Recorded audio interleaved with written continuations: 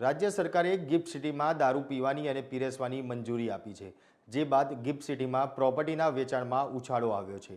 Gift સિટીમાં 500 કરોડની property વેચાઈ છે। ઉપરાંત છેલ્લા 5 દિવસમાં ગિફ્ટ સિટીમાં 300 યુનિટના સોદા થયા છે। કોમર્શિયલ અને રેસિડેન્શિયલ બંને પ્રકારની પ્રોપર્ટીનું વેચાણ પીક પર છે। ગિફ્ટ સિટીમાં પ્રોપર્ટી માટે ઇન્ક્વાયરીમાં પણ 500 ગણો વધારો થયો હોય તેવું જોવા મળી રહ્યું છે। નમસ્કાર દર્શક મિત્રો, બીબી ન્યૂઝ ગુજરાતમાં હું મયુર મેવાડા આપ સૌનું હાર્દિક સ્વાગત કરું છું। વાત કરીએ તો ગિફ્ટ સિટીમાં દારૂ પીવાની મંજૂરી બાદ રિયલ એસ્ટેટ સેક્ટરમાં જાણે તેજી આવી છે। ગિફ્ટ સિટીની આસપાસની જમીનની ડિમાન્ડ વધી ગઈ છે। સૂત્રના મતે દારૂની મંજૂરી બાદ ગિફ્ટ સિટી ક્લબની મેમ્બરશિપ મેળવવા માટે પણ ઇન્ક્વાયરીઓ વધી રહી છે।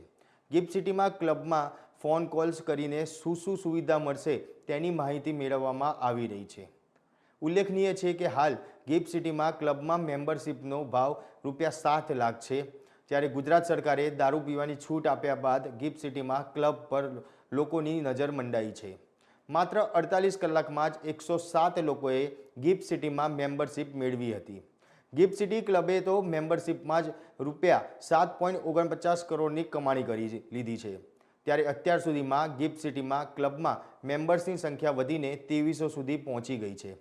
સૂત્રોના જણાવ્યા મુજબ 4000 મેમ્બરોનો લક્ષ્યાંક રાખવામાં આવ્યો છે। જે રીતે મેમ્બરશિપ મેળવવામાં ઇન્ક્વાયરી થઈ રહી છે તે જોતા ગિફ્ટ સિટીના ક્લબના સંચાલકોને આશા છે કે મેમ્બર્સોનો લક્ષ્યાંક પણ પૂર્ણ થઈ જશે। ગિફ્ટ સિટીમાં છૂટ એટલા માટે આપવામાં આવી છે કે તેમાં વિશ્વભરના નાણાકીય સંસ્થાઓ, આઈટી ક્ષેત્રની કંપનીઓ, બેન્કિંગ સર્વિસ તેમજ તેની સાથે જોડાયેલી કંપનીઓ અને બીજી કચેરીઓ આવેલી છે। રાજ્ય બહારથી આવતા લોકોને જીવનશૈલીને અનુરૂપ અને તેને પ્રોત્સાહિત કરવા વાઇન એન્ડ ડાઇન સુવિધા લાગુ કરવામાં આવી છે। આ અધિકારીઓએ કહ્યું કે ગિફ્ટ સિટીમાં અત્યારે અનેક રેસિડેન્શિયલ એપાર્ટમેન્ટના પણ પ્રોજેક્ટ ચાલી રહ્યા છે। આ એપાર્ટમેન્ટમાં રહી તે તમામ વ્યક્તિઓ દારૂબંધીની છૂટનો ઉપયોગ કરી શકશે નહીં, તે માટે આવી મંજૂરી આપવામાં આવી નથી।